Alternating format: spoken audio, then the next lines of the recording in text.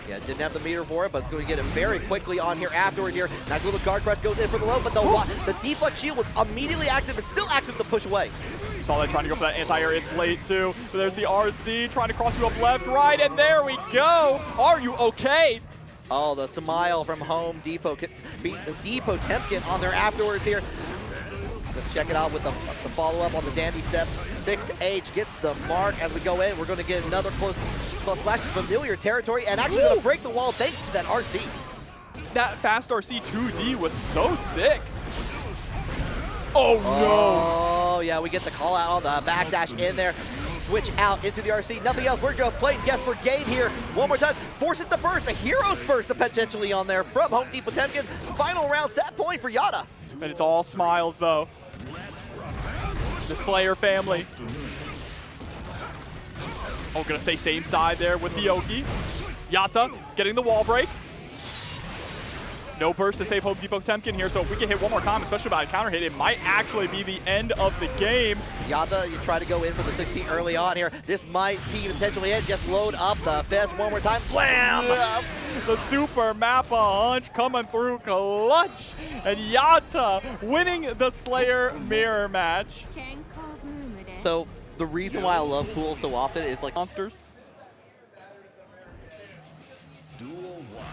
Got the Kaiju Love on effect, but we're going to rock it out right here between these two Gazamong men here in the battlefield. Soul versus Potemkin. This can be a little bit difficult for Soul sometimes, right? Soul has to be able to get in around some of Potemkin's bigger buttons. Oh no. This one's gonna hurt. Gojira just with hardcore planes stuck in the corner. There's the DP, the Volcanic Viper to try and escape. Yeah, like that going into RC immediately on there afterwards, trying to get a little bit of follow-up on there, but here comes the Potemkin Buster. That's all you need. You don't even need to convert. On top of that, that's just the damage. In the wrestling world, we call that a torture rack. And again! Do it again! Break his back. Oh my goodness, on here, the block on the Volcanic Viper. We're going right into the reflector on there. Okay, any other character would have died, actually. Yeah, that's true. That is absolutely true. Far-reaching Gerudo impact, forcing the guard break. Oh, but the fast RC. Great blocks there from Gojira. Gonna get caught in the backdash, though. Yeah, I like the idea on there, too, because Big Body got onto the other side, was able to get the switch up and the corner as a result of that good positioning. Oh, woo! Oh, flying cheeks. The Badaka is getting to fall back, and we block that Volcanic Viper just one more time, and Gojira Juice is on the board. I feel like it's like a newscaster who's like, Juice? Juice?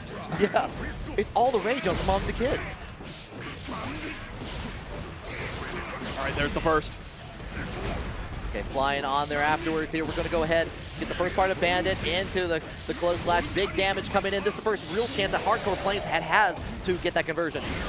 Oh, but the tray with the 6S. Nice pickup.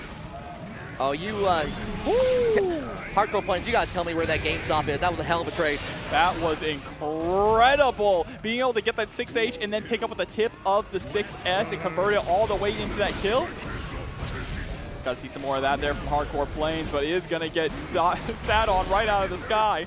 Yeah, right out of like looking like a good sofa on their slide head. Get the backdash away from it. You do get the advantage to the corner. Potemkin Buster did get denied on their Hardcore Plains. Going to keep on this corner. Go ahead with that counter hit. And another Tyrant Rave. Hard knockdown scenario here for Hardcore Plains. Going to go for the IAD safe jump, avoiding the heavily Potemkin Buster. But Gojira using it just to get out of dodge.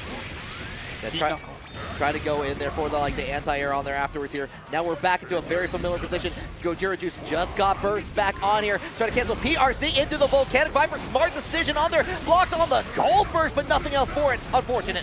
And then the heat tackle. I go, you stay. Okay, kind of keeping it down on there. Hardcore Plains still has access to the burst in the money bank.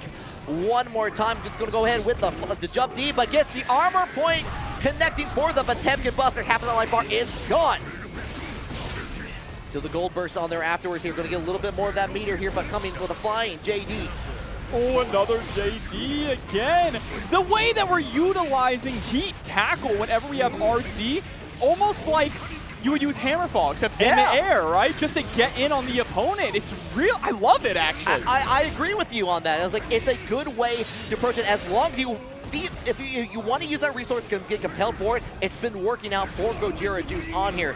Now they're tied up on here. Slide Head is coming out the play. You're trying to find a way to approach in here, but not getting anything for it. The heat tackle that time does get the connection. One more time, but you got that one more conversion.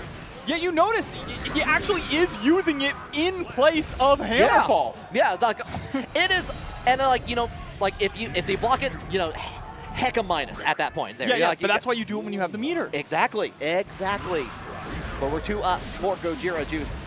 Immediate when they're nice little backdash, but doesn't get anything for it here on the follow-up. Blocks on the burst. This is what Hardcore Plains is looking for. Oh, but doesn't get the Tyrant Rave. Instead just gets the 6H for the wall break. Sniped out of the skies, beat tackle. Tried to go for the Potemkin Buster, but a great backdash there from Plains. I love that conversion on there, but try to... Oh, you're dead. Yeah. Oh, no! Okay, had the Tried to extra chase meter. him down. Oh, unfortunate on there, but the deflect shield saves the mark on there in the end. Round 4, Hardcore Plains. Bro, Potemkin can fly. That's crazy. Yeah, like someone told him about the new Superman movie. He got really into it. I've seen the story mode too. My man flies in that. No. All right, there it is, Garuda. Garuda once again just trying to close the gap. These Potemkin Busters are not working anymore. We got to mix up with the strike throw. Hardcore Plains is starting to sniff them out. Yeah. Into the Oh, heat never tackle. mind. Yeah. Just goes in for the Potemkin Buster on there afterwards here. One more time, heat knuckle, bring it down. That's not going to kill, but that's a lot. Oh, you know what? You have PRC going in for the Garuda impact on the Oki, and the tap dust is going to make that mark.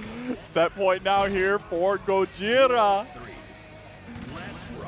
About to build up about half of that burst, so does have access to deflect shield and is going to spend it immediately. Ooh, the Night Raid Vortex, it makes its connection on there. We're going to go ahead, try to get the breaking on the wall. We're going into the Tyrant Rave. We built up that meter. We might as well use it.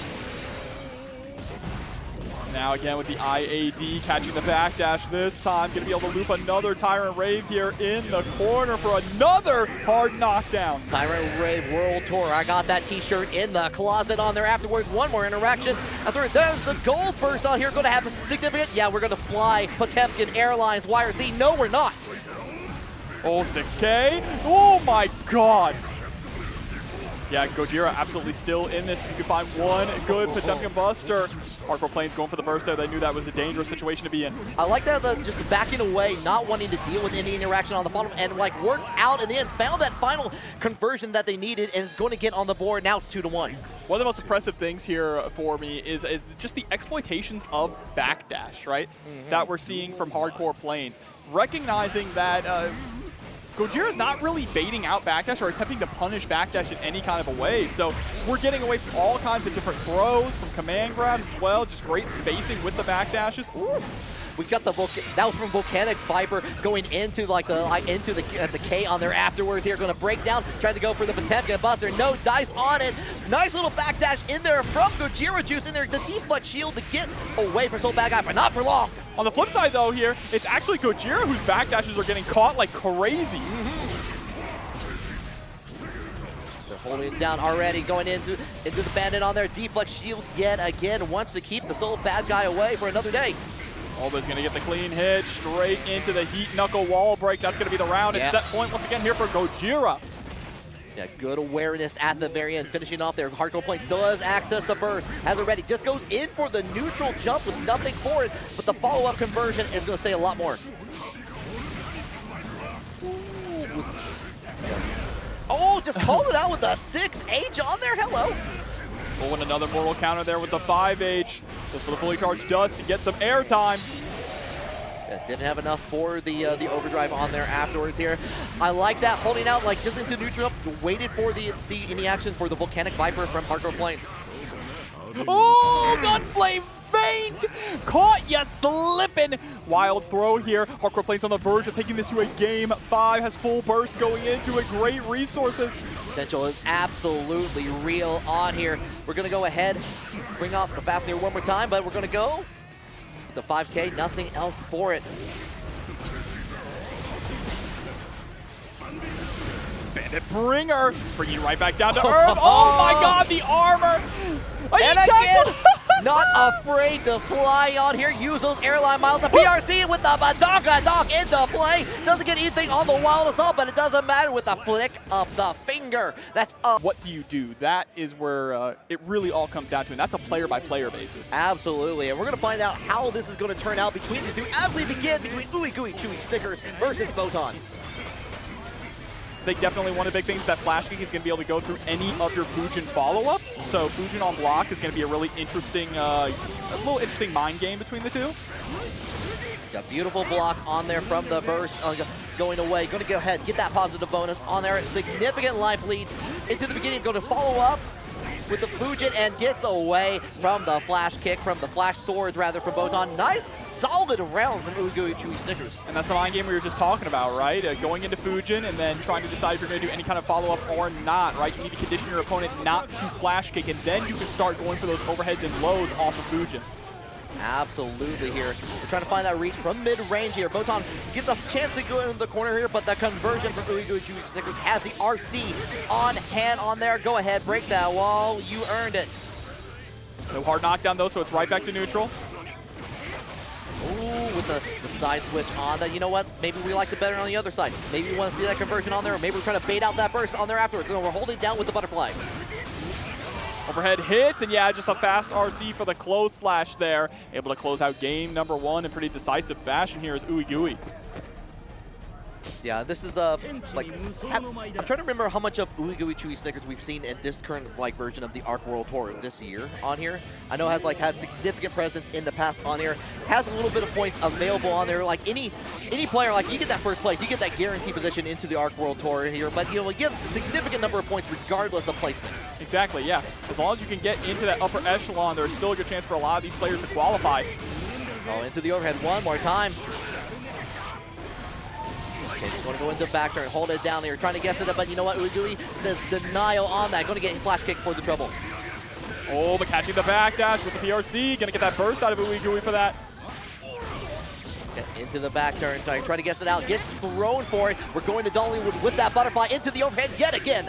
Woo, and the fast RC, the fast BRC for the instant overhead there. Ooey Gooey seems in full control, even down on the resource war here. Still looking good. Pressing out on that 2P to escape from the pressure. And Botan's been getting the first hit with these throws in here, trying to go in there. There we go with the armor point on that, on the follow-up. We're trying to get into reaching out for it, but we're going Fujin one more time with the overhead. These overheads are adding up, Jobber. Yeah, and you see that Botan, the fear of God is in her a little bit, right? Doesn't want to go for the flash kicks because in that first game, every single flash kick was punished. Yeah, she's been trying to go for that time and time again. The PRC this time going to go ahead and get the throw. Trying to fade him with a little bit more mid-range, but the Fujin yet again getting denied. Big counter hit for Ooey Gooey. Yeah, but just a fast RC once again. Ooey Gooey so proficient at utilizing that RC just to close out rounds. Yeah, we're seeing the car start up from Botan, but she's not able to get the ignition going. There's something in there that she needs to go get it checked in the garage. But we're going in one more overhead. You know, all fire takes is a single spark. Keeps the plus on there with the jumping fans on there afterwards. Holding down with the low this time. Going to go ahead with it. This time the overhead. This going with the burst from Ooey Gooey. Overhead hits its mark again. We're just trying to feel it out in neutral. Nice guard point on the RC, but still gets caught. It spins through the flash kick. You gotta be kidding me. I got the follow-up on there afterwards here one more time. Going to keep it plus yet again with the low conversion city population going into the one more overhead setup on the wire C to get rid of the butterfly and the follow-up. Just mashing on the close slash after getting hit by back turn K. You gotta be kidding me. Not Ooey Gooey. afraid, unafraid of everything in the world here. On set point for that too. Sorry, that wasn't mashing. That's a barre. Barre. Yeah, fine artisanal Abare is what we had there. All right, but here we go. Nice big counter hit. Oh, there's the parry coming out the play. Botan, she has a little bit of meter to work with here. Trying to go in for nothing out for it. And Ooey Gooey now just in prime position to close out this set. Oh, but the Wild Assault unable to really get a lot of momentum off of it for the big pickup. Now out of burst. Not out of options though. There's the DP. Go in, just checking in with 2P, goes into spin the win there, finds the mark in there with the back turn. Oh, trying to catch a backdash, it looks like. And it does! Oh, I was wondering about that. It looked like it was on the tail end of that, but that so quick of a projectile at that point. Still in the game, still alive for Botan. Yeah, Botan going to get burst back as well here in this round. Flash kick going to connect. You see now that Botan is less afraid, starting to throw out flash kick more and more. He's able to get this pressure off. Yeah, we've seen a little bit with the spin on there on the other side here, but has warmed up at this point here. Going to go ahead, use that overdrive, spin it on their significant damage, but you still got the power of Anji's Japanese guts into play. Oh, but here we go, Fast RC. Are we going to be able to crush them? Figured that they wouldn't, so she tried to just go for the reset. I respect it, I understand, but now we're going back into Fujin, into the overhead setup here. Woo! Nice! I love it, just no longer respecting that as an option. Going to go in for the back throw. Botan, she is waking up. Absolutely. Showing less fear, right? Not allowing themselves to be conditioned here. Botan starting to bring this back, but still has a long road to go, a tall mountain to climb to get this reverse 3-0. Like you said, all it needs is a simple spark on here, trying to get the advantage on here, away from the spins on there, going to get hit with the overhead yet again from Uwi.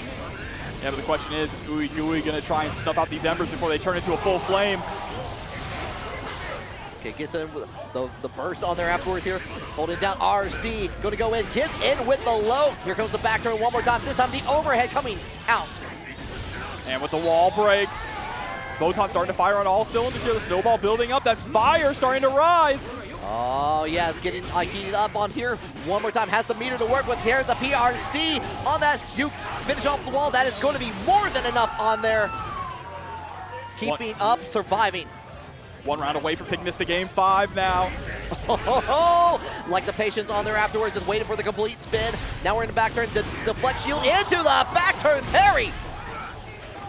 Oh, tried to go for the guard point there. Overextended just a little too much now. Back is up against the ropes once again. Trying to swing off of them, but gets hit by the Madare. All right, what are we going to do on there afterwards here? We're going to wait it out here. We don't have the meter to make anything more for it. We're just going to get that positive bonus on here. The BRC immediately comes out from Botan. Maybe fireballs. The JD stagger in the air, going to force the burst out of Botan. This time blocking on there, but we got the flash, the hit point once again from Uwi. We're going to get that conversion on top of that here. It is going to be yet again set point. So much of this has revolved around flash kick and whether or not Uwi Chewy will try and bait it out or not. Yeah, has been somewhat successful in the recent times just to get like the change up the tempo, change up the pace, a win. Uwi is going to like receive on that, but has found that tempo yet again. Can Botan turn this around? God, the double Fujin. And there we go. Thought for a second that flash kick was sealed once again like Gojo, but finally let it rip. Yeah, Faro on the same side, trying to go for the parry, nothing for it. We got the hit, just going in one more time, going to keep it, plus Fujin upon Fujin into the overhead, big counter hit. It's just daring Botan to flash kick with the constant Fujin into Fujin. Oh. Burst is baited and Uwi Gooey puts out the flame. Yeah, found that moment. It's like, this is the moment where everything is going to come out into play. Cancel on the block on there. Got that final hit. Uigui Chewy Stickers is going to move on. But what a set. Then the intros rock here too. Oh yeah, getting a little bit of extra breathing time on here. Trying to get everything all going through. I don't really know what to say about this matchup that hasn't been said by people better than me, but I mean, it's a matchup that we've seen time and time again, right, throughout Guilty Gear's history. Kai is the best version he's ever been, though. Absolutely. So I would give it the edge to Kai, but again, it's all about players at this point. Matchups in Strive are important, but the game is so balanced, besides, you know, maybe a couple characters, that it all really just comes down to the individual players. Absolutely. I do think experience is going to come into matter here. But we're already popping early on, but we missed the grab. Unfortunate situation. That could have been incredibly big for Asoki. Just gave him a handshake. Yeah, it's like, hey, the old little pat on the back, so it's all right. It's all good. It's all good. We'll try that again. For a second, I thought they were button checking because Otashi actually just popped right off the bat. It was immediate. I was like not ready for that as quickly on here, but we've maintained composure at this part here. We're going to go ahead. We got the meter win. We're going to go ahead with the pop-off end here one more time. But Hotashi is the kind of player who does love to go like full on with Nago, right? Really loves to pop that blood gauge, but there's the DP to close out the round. I definitely feel Hotashi is a player who likes to test the metal early on and see what they're going to go for against and use that to their advantage later on. Like, look at this, already at level 3 blood. Less than 10 seconds into the round. Yeah, so get the extra damage, extra chip on top of that here. But right now the damage is all going to Hotashi. Going ahead with the overdrive on here, apply the static shock through the wall on there afterwards here, and we're holding it down yet again into the corner. Oh, delay on the PRC, but Hotashi was ready for it. 6H, yep, gonna break that wall, get a positive bonus, get back some blood as well. Yeah, nearly back to level 3 yet again, but it's draining on here. We get the call out with the 5K into the Beyblade on there, but we're gonna go right in to take a bite out of Crime. Oh, just trying to get on in, and the throw! Taste dirt. Yeah, the patience on there, like calling out the backdash right away. Tied up 1-1 each here. Immediate burst. Just trying to get a little bit of breathing room here. Yeah, Soki's not wanting to get that approach until they get a guarantee confirmed, and they're going for far slash quite a bit on there, backdashing away from the long-range normals of Nagoriyuki at this point. One thing about Hotashi is he's such an active Nago. It feels like he is always pressing a button, always doing something. Yeah, you have the meter, so conversion on that, but there, yeah, you have the burst on there. Get away from any setup that Soki was trying to do. I like that 6B2 just to get through the air fireball. Cover some more ground. Okay, with the heavy slash on there afterwards here, you're going to go ahead, break the wall with the Sacred Edge. Positive bonus one more time, and the close slash in there at the timing and the patience on there. Asoki is now up 1.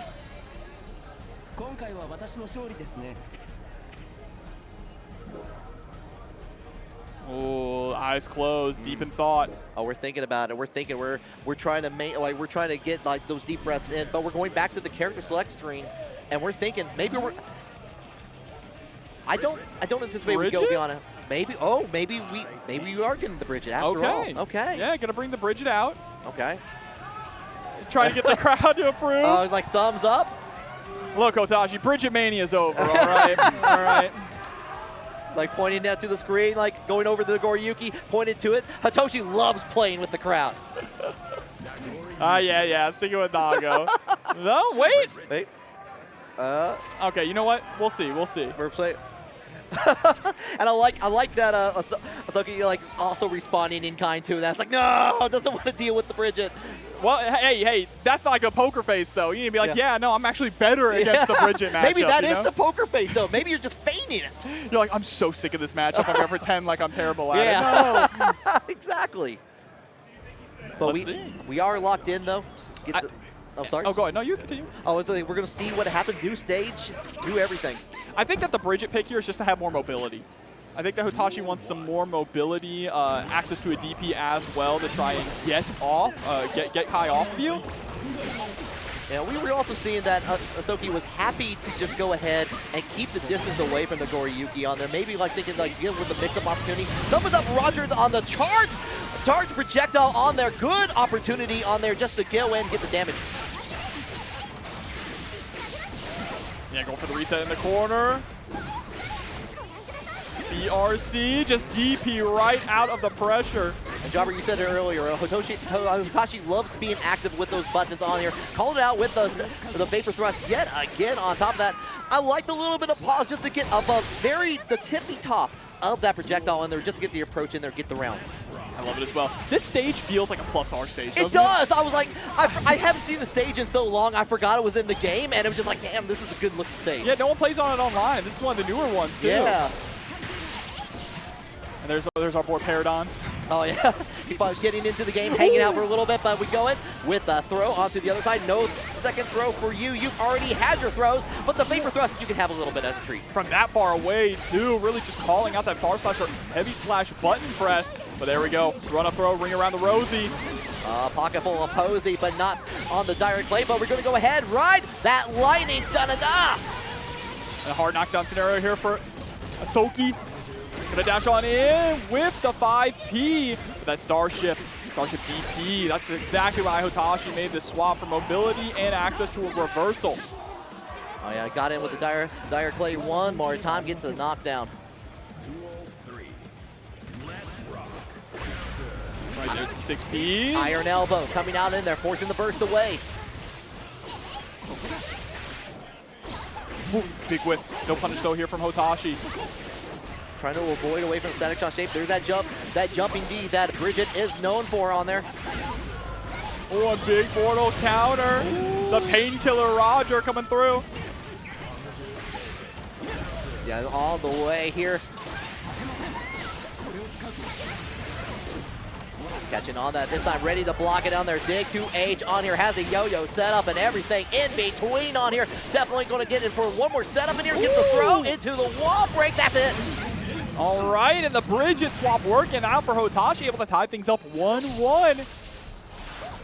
I thought the Nago was not bad at all. I think the only downside with the Nago was just popping blood way too liberally. Maybe it was like also just like realizing like, oh, I'm using my resources a little bit too differently, and we saw Asuka keeping away, keeping like just a respectable distance away from the Nagoriyuki was like through most situations here. But she has a lot better mix-up potential of being able to keep closer and change it up from there. I agree. All right, 5A trying to go for the rolling attack in. Get that BRC into the throw. We all fall down. We bait out the DP, and the damage comes to Z on there. One more time on there. This time YRC to get off me. Into the air throw, OTG to close out another round, but it's not quite enough. It's fine though, because the yo-yo is gonna get the chip damage. I can't believe that didn't kill on the OTG. I'm not gonna lie. I can't either. They weren't lying about this Bridget character. Yeah. Hooter Arc does misses mark on there afterwards, but Yo-Yo is set up the play on there. One more Sonic Spinball for the road as we're into the neutral. All right, 5K into that 2D, rolling again, but another Vapor Thrust. Keep it up into that tap dust, has the meter to work with here. Going to use it to great advantage on here with the Badakadonk afterwards here. Last third of life bar for Asuka. Oh, the mortal counter, not mortal counter, excuse me, just regular counter hit. Able to hit its mark, bounced off the wall there with the 6H. Tried to bait out the burst. Hotashi with that slight delay able to save himself. Okay, kickstart my heart into the canceled RC. They're going to keep everything plus on here. Another yo-yo setup into play, and was saving that for later for dessert on there, and the burst goes away from the Food Rock. And 5H with the follow-up there. Oh, Hotashi with the finger wag. The tisk. No. Hodashi's familiar with that situation. How many Kai Kiss do you think Hotashi has played in a majority on all the different Guilty Gear games? He plays Robo-Kai. That's the character that he plays in plus R. So I'm curious to see how he's going to be when Robo-Kai potentially comes out. Oh, great point. Okay, Starship gets the denial away from it, but here comes the 6P. Already had the yo-yo set up for it, forcing the burst away from Asuka. Now just peppering with these fireballs, baits out the DP, but isn't able to bait out the burst there. Yeah, here comes the painkiller on there afterwards, but we're trying to keep away from the yo-yo and the deadly devices that Bridget has. Oh, nice arrow throw. Immediately trying to go for some set play there, but the heavy stunner is just a little too slow after arrow throw to get anything real. Vapor Thrust, get out of the corner, trying to hold it down on there afterwards here. Tried to go in for the throw, was ready for the direct plate at the very end, mark it down into the round. Oh, wow. Scum Dipper right off the bat. Can't believe they buffed that. Yeah, it's kind of insane on there, but we're going to hold on one more time. Rolling attack in once again.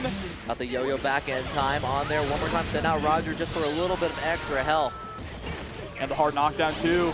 Gonna get that safe jump. Gold burst with nobody home. Hotashi in prime position here to take it to set point, especially after that trade. Yeah, trade on the 6H at that here. Going to go for big reward on here. Tried to go for the throw. Gets denied with the 2K to 2D on there afterwards here.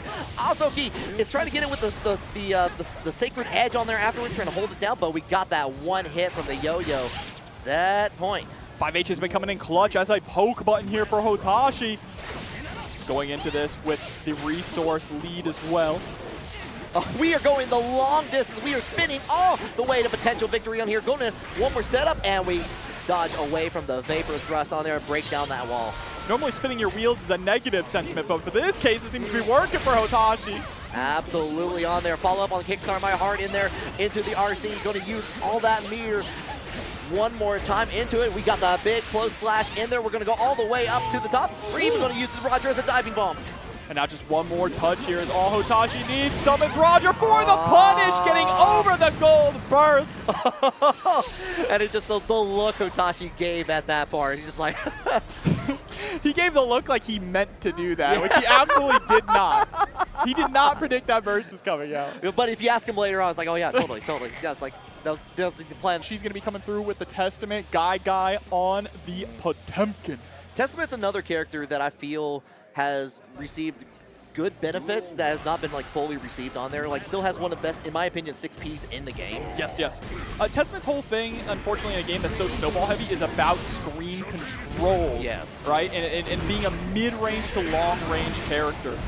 Yeah. Their issue is that they just don't necessarily have the greatest rushdown tool. Yeah, and that's really hard to do, especially against Potemkin, who has like access to the blink finger on there, being able to deny some of the throwing out of the crow on there, trying to put the stink on them, and actually on the follow-up on that projectile too. I do think Testament is in a decent spot though so far in this season, but I'm curious to see what 2.0 is going to bring them. Absolutely on here. Nice little block on there, avoiding the overhead from Testament in here, teleporting to get up close and personal in the back dash, gets away from the Potemkin Buster, but the RC makes it safe, gets a little bit of a punish for Guy. That match with that 5P there with the slowdown was incredible. Guy now dangerously close. There's the Garuda. Oh, yep, tried to jump out, thought that the command grab was coming, and there it is, Potemkin Buster. Yeah, you got hit with a Garuda impact. You know what is coming next on there. One round for Guy. Oh, and the anti-air flick, okay. Trying to go for that knife edge chop as well. Okay, but we got him go ahead with the knockdown on it. Nice little, like, I was going to say corner carry, but we switch over. We want the mix up here. We're going to stay same side on here. We're keeping Guy guessing. Okay, maybe I lied. Maybe Testament does have decent rush down with the teleports.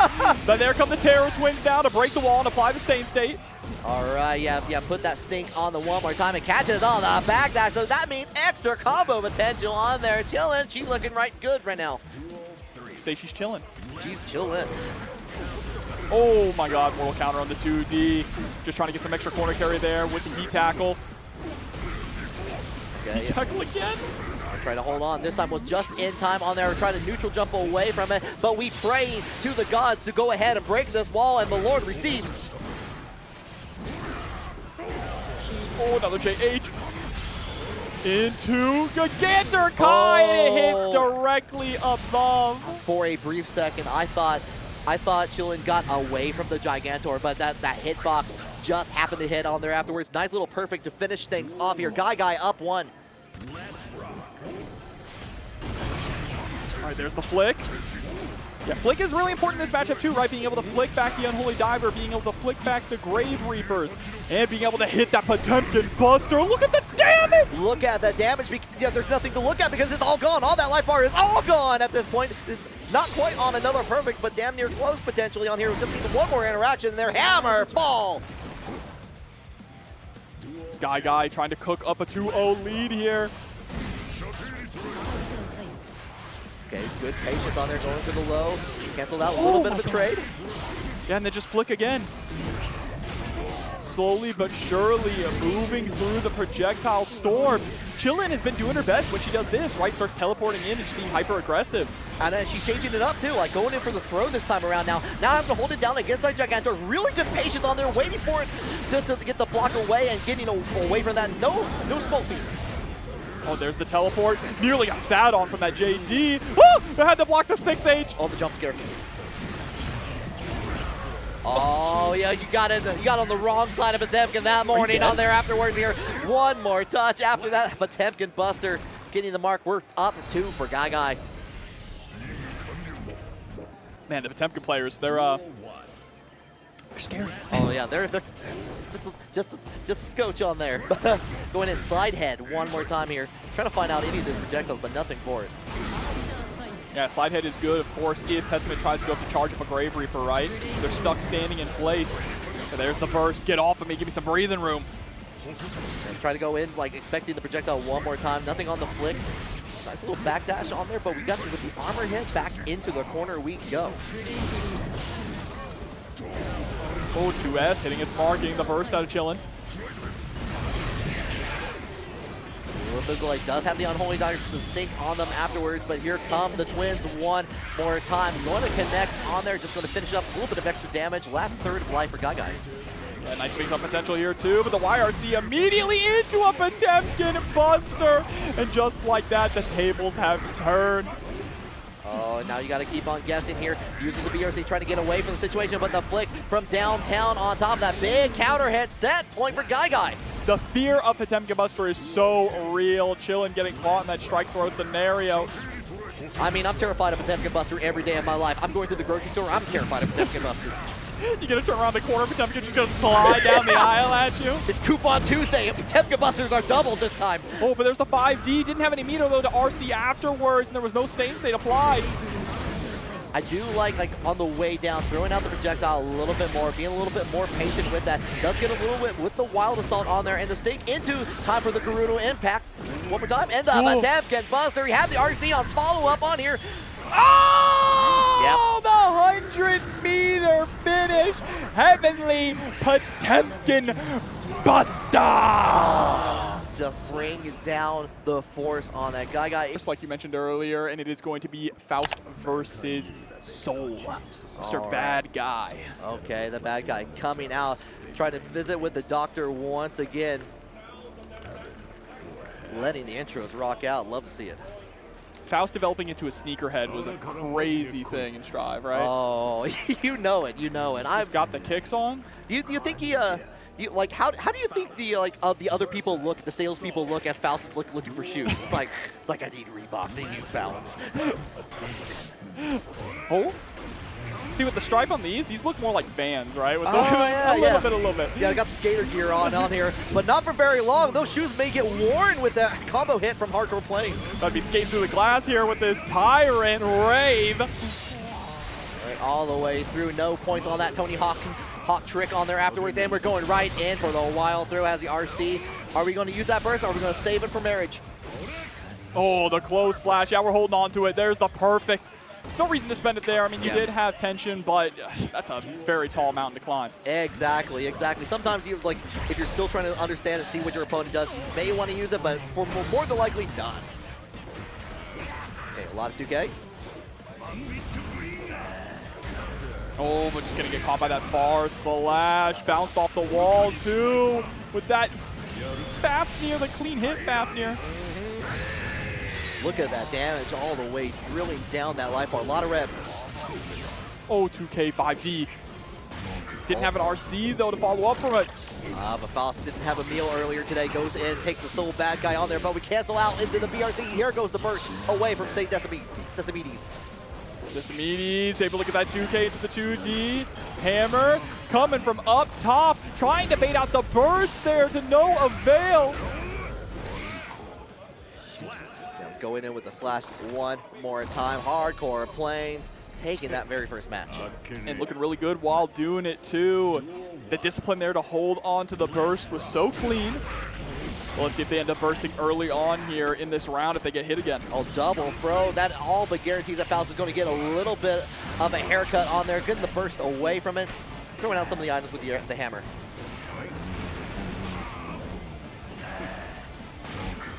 Nice with the dash up throw. Goes for the OTG. Catching the back dash. That was really nice. I like that setup on there afterwards. Using the 5K to great effect on the land. Here comes 6P though. The burst. Actually, proper timing on there to put Faust in the corner for not for very long with that command grab. Oh, and there's the mix. Gonna get the pickup afterwards. Carry all the way to the corner for the wall break and the rounds to Daseinologist. Beautiful conversion. Finishing off with the 6H at the very end on that. First chance that Daseinologist has had a chance to get in, but the Volcanic Viper says no to the 6H. Ooh, nice Nyrate Vortex underneath the love bomb. Didn't quite land the hit though, but stayed in the pocket. Checking it out one more time in the Fafnir after that cap dust. One more time, yeah, that's definitely going to go ahead. Break the glass on there. Not enough to kill. It's gonna go in 2K. Just bring it down. Straight to the next round. Oh, nice. Anti-air 2K. Versatile button. Yeah, very tall button on that.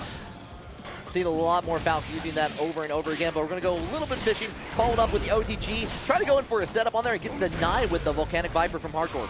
This time the Night Raid Vortex is going to score a counter hit, getting the burst there of Daseinologist. All the quick PRC in there from the 6H, changing things around for Hardcore Flames.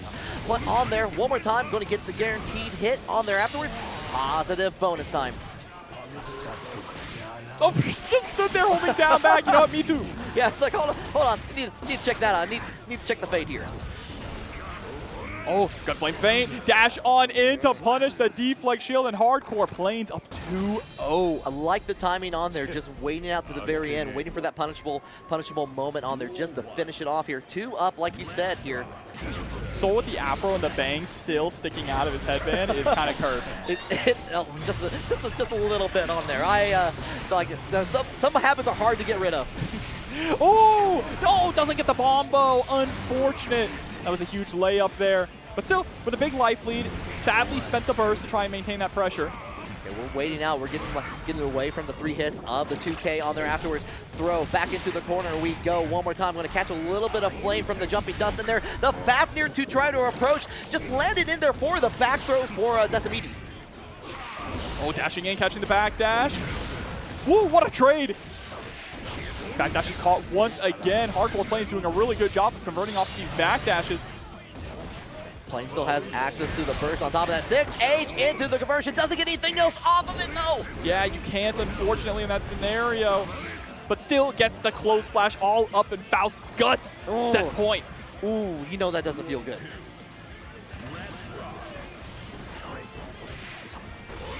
Checking it one more time. Big counter hit once more into the Night Raid Vortex. Back into the corner you go. Let's go to the other side here. Tyrant Raid.